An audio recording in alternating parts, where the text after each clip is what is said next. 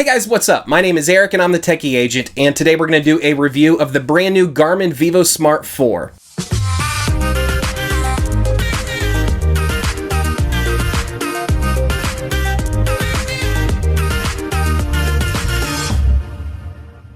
So this is the Garmin Vivosmart 4, currently retailing at $129 at the time of this review. The watch comes with a clip-on style charger. One end clips onto the watch, the other end plugs into a standard USB charging brick or your computer. And in our experience, depending on usage, you'll get about 5 to 7 days battery life. You're getting a unibody design, so you're not going to be able to swap out the watch straps. However, you are getting a very durable build here with standard watch style straps. The watch automatically transfers all of the data that it collects through Bluetooth to the Garmin application on your smartphone. This also can broadcast an ANT plus signal for heart rate, but that's a broadcast, so this does not pair with any sort of external heart rate sensors, whether it be Bluetooth or ANT plus. The watch is very, very compact and you are getting a very tiny screen. It is a touch screen and it is monochrome,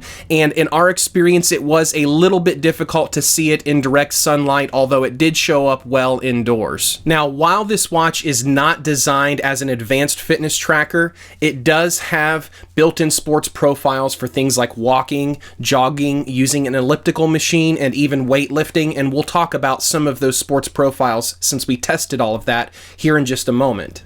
What we really want to focus on here first is the accuracy of the newly designed optical heart rate sensor, and also take a look at the new body battery feature. So first, let's go ahead and talk about how it performed in a gym-based context. So the two things that we wanted to test in the gym were, first of all, the heart rate accuracy, because typically built-in optical heart rate sensors don't do well in the gym. And then the other thing that we wanted to test was the weightlifting, strength training sports profile that Garmin has built in on this watch. And unfortunately, as you're going to see here, the newly designed optical heart rate sensor did a terrible job accurately tracking my heart rate in the gym over the course of several days. It also had a very frustrating user experience using that built-in strength training sports profile. Super frustrating. I hate it. Garmin needs to just fire whoever does their rep tracking and their gym tracking on this, because it's been terrible since they've released it, and then they haven't changed it. They've kept the same terrible recipe now for like a year, and it's so frustrating. I'm so done with Garmin's automatic gym tracking feature. So now it's saying it's ready for set number 2. So we're gonna cross our fingers and hope that it does well. Okay.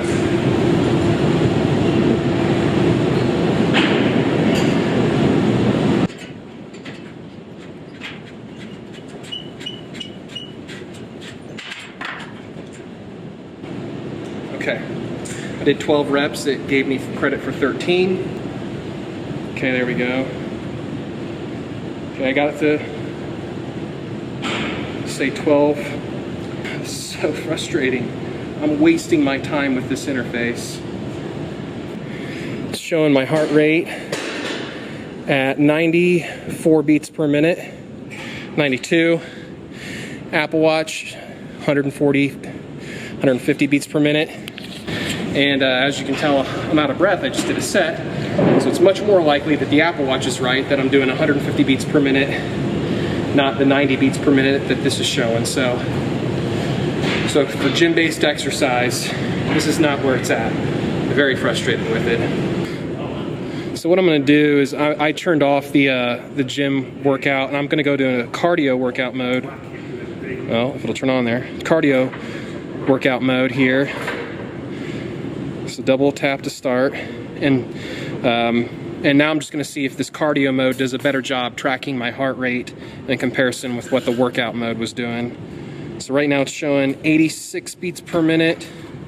Apple Watch is showing 113, 116. So just subjectively, I feel like right now the Apple Watch, I'm slightly out of breath. The Apple Watch feels a little bit more like how I actually feel physiologically compared to, this is giving me resting heart rate now of 65 beats per minute.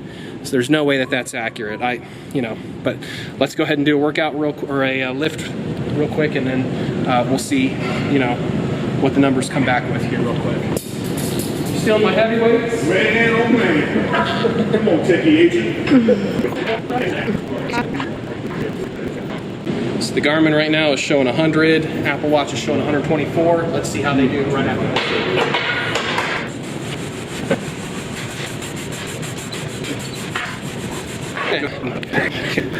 this. So we're getting 104 from the Garmin, 105 from the Garmin after that lift. We're getting 160, 158, 160 from the Apple Watch. 103, 161. So, no competition there. You can see that the Apple Watch heart rate sensor for gym-based activity is just completely blown away the Garmin in this case. So, I'm out of breath. 163 beats per minute on the Apple Watch, 98 on the Garmin, so not even close. Now, while I cannot recommend this watch for gym-based or strength-based exercise, I was very impressed with the new body battery feature. Now, the body battery feature is new to the Garmin Vivosmart 4, and it's a really great feature. So the idea here is that Garmin is going to take a look at all of the different health and fitness metrics that it's collecting and give you a rough idea of how much energy you have in the tank. So it's going to look at how much sleep you had last night. It's going to look at, your recent activities. It's going to look at your heart rate data over the last few hours. And then it's going to take kind of a picture of all of that data and then let you know, here's how much energy you probably have in your tank for upcoming activities and exercise. Now, I thought that this sounded like a good idea in theory, but would it really be that accurate? And initially I thought no. So there was one particular day where I didn't really sleep that well, and the day before I had really exercised a lot, but I woke up still feeling pretty good. And so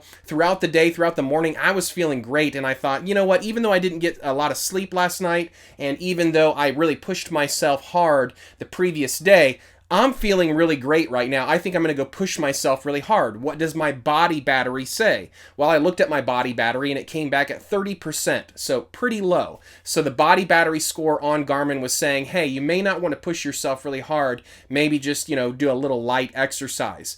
I disregarded that information and I went out and pushed myself really hard with some exercise. And then as soon as I was done with that exercise, I completely crashed.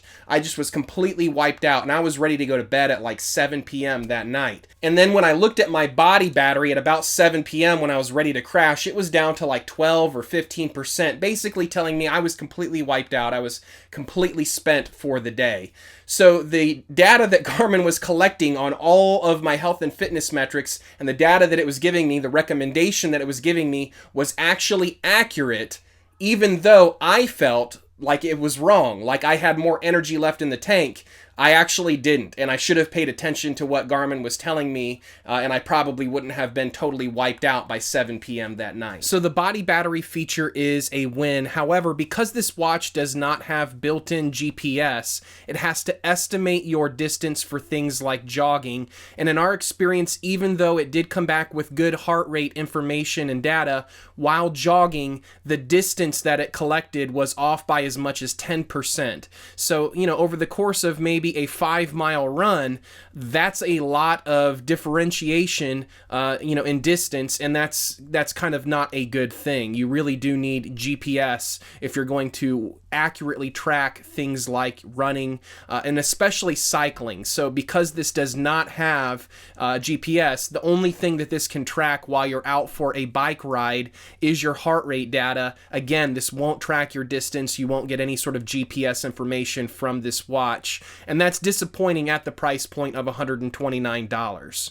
It's not a bad product in and of itself, but it just has some serious limitations. I would not recommend this for anyone who's doing any sort of jogging or bike riding, cardio sports, and they need to track GPS distance. There's other options out there that are available at this price point that actually have GPS that I could recommend, or at least connected GPS that I could recommend that would be significantly better options. Does this technically have swim tracking? Well, yes. I mean, it counts how many laps you're doing, but it's not counting your strokes, and it's not giving you a SWOLF score or anything like that. And so is it really a designated swim tracker? In my opinion, not really. There's other options out there if you're someone who is buying this for swimming purposes. Additionally, the heart rate sensor really didn't perform all that well in any of the exercises that I did. It performed acceptably okay for steady state cardio like jogging, but really there are still better options out there, again, at this exact same price point. Now, I know that there's going to be those out there that criticize this review and me giving it bad marks, and they're going to say, hey, you know what, we're too harsh on this device. It's an entry-level device.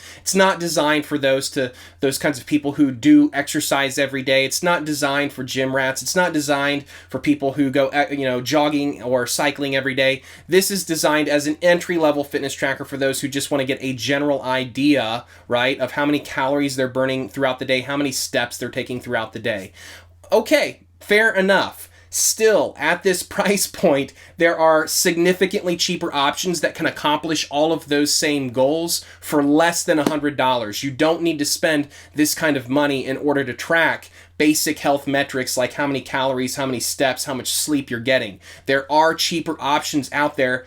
Heck, there's cheaper options from Garmin that do all of these things. So yes, at this price point, I can't recommend this device. I would definitely steer you guys towards other choices that are out there on the market. You can check the description of any of my videos, and I'll have lots of different links to the fitness products that I currently recommend. And also feel free to ask me in the comments below, and I'll be happy to recommend any fitness tracker that I think might be right for your specific needs. That being said, if you disagree with this whole review, I will put a purchase link in the description below where you can pick up this fitness tracker for the cheapest price possible from Amazon.com.